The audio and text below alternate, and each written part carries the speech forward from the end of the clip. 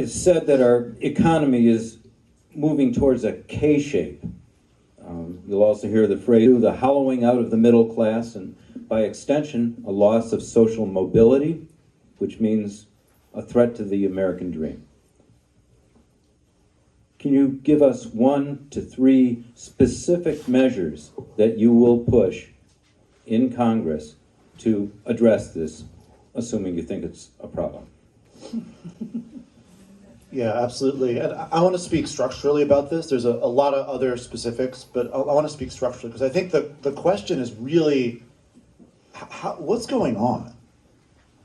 How is this country so wealthy and yet so many people are struggling, can't afford housing, can't afford to start a family because our childcare costs and family leave policies are so outrageous? What happened? And there's an answer to that question. We've watched for generations as the biggest corporations have consolidated, become larger, more powerful, near monopolies, as labor union membership has declined, and basically we've just watched as the balance of power has shifted from workers to corporations, from consumers to corporations, with the exact outcome you would expect.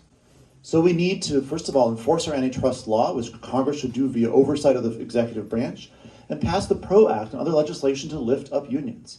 I'm proud to be supported by the Illinois AFL-CIO and many other labor unions, by Senator Elizabeth Warren and Jan Schakowsky. We need that vision to put power back in the hands of working people so they can be the narrators of their own story. All right, so this is what's going on.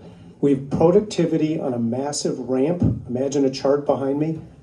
Productivity on a massive ramp over the last 20 to 30 years in employees' ability to take their piece of that productivity flattening or declining.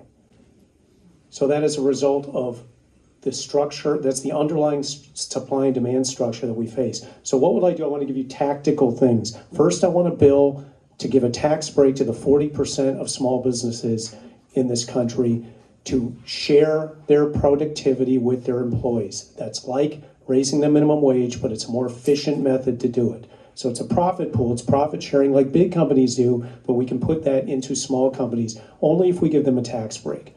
2, I want to make the bill for the earned income tax credit bi-weekly. It used to be that way, now it just comes once a year, so that creates liquidity in people's pocketbooks, more cash.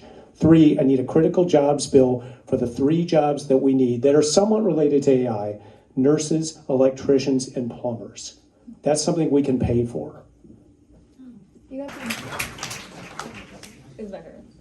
I keep losing track, I'm sorry.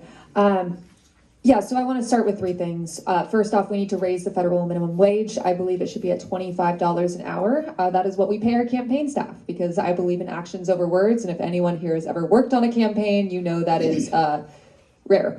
Second, we need massive tax reform. One simple thing, and this might be a personal grudge, is I hate TurboTax. I hate the fact that doing our taxes is a nightmare every year, that we have to give money so that way we can give more money to the government. Additionally, I don't know why Democrats don't run on the idea that we can actually lower taxes for the working class by including a cost of living exemption, so all of the money that you make under the federal cost of living wouldn't be taxed, and then taxing the hell to billionaires and corporations. It's ridiculous that we live in the wealthiest country in the world, and yet so many of us can't call an ambulance if we get hit by a car. I know I'd call an Uber. Finally, we need to ensure that we have massive public employment. Like I said, a Marshall Plan for the federal government.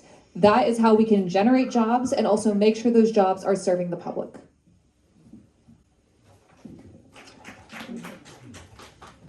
What you hear are a lot of tactics. What you don't hear is a plan and a strategy. And the United States government needs a strategy year over year for planning how we are going to grow and manage an economy, but also balancing debt and some of the priorities we have. And the rest, I'm going to turn over to the economist from Evanston, who I would rely on heavily in building our economy. Yeah, I think some of these things that I laid out, the 3 things I said, thank you for the time, Phil. Look, I gave a 7.5-minute nonstop talk about affordability and productivity. You can see that on my website. It's pretty technical. I tried to dumb it down for me. That's what we need, I think, is a little more simplicity. But underneath it, it's pretty complicated. I think we all are explaining something that is really there, which is a real change in the shift of wealth in our economy. I think we have different ways to, I think it requires experience to know how to solve that, though. That I love a good bromance as good as much as anyone, but that was actually I'm a hostage negotiator. it was actually Bush's train. So I don't go ahead. Yeah, I guess you get confused with Phil too. You heard his joke. I get confused with Phil too.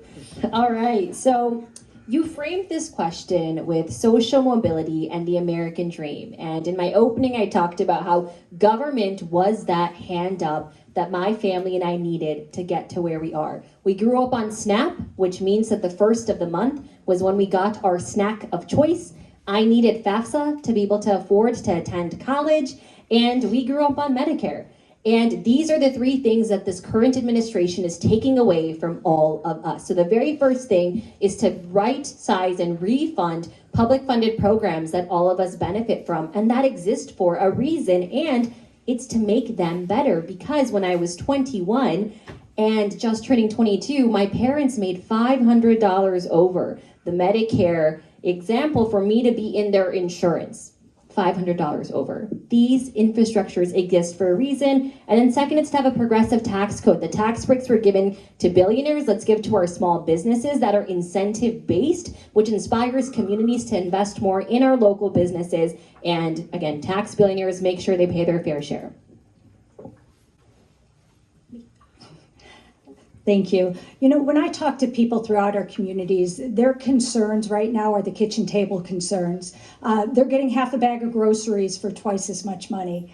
They can't afford their health care premiums anymore. What are they going to do if they have to afford to send their child to college?